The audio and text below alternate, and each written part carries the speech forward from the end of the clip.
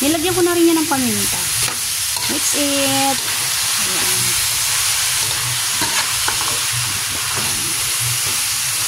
Then, para maiba naman, lagyan natin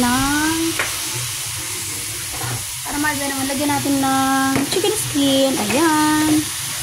Ayan. Nilagyan ko siya ng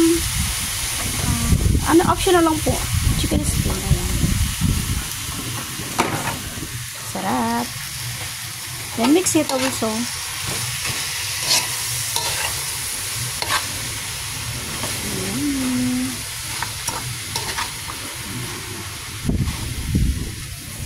Mamaya, masarap po yan. Bali, chop suey.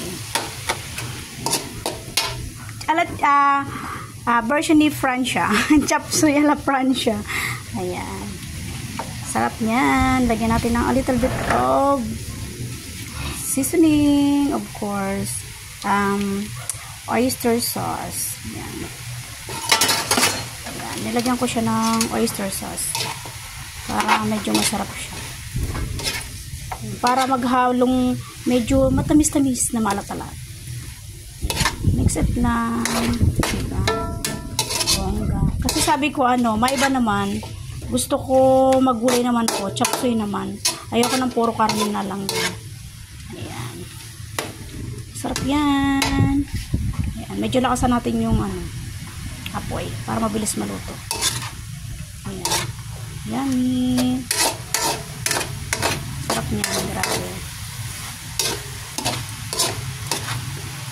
Mix it lang. Ayan. Huwag na natin lagyan ng sabaw kasi bali yung po kasi, yung gulay is yung chop suey, nagsasarili yan ng tubig. Kaya hindi pwedeng lagyan ng tubig. Ayoko kasi maglalagay ng tubig kasi pag nilalagyan ng tubig is naglalata. Kaya gusto ko wala siyang tubig. Ayan.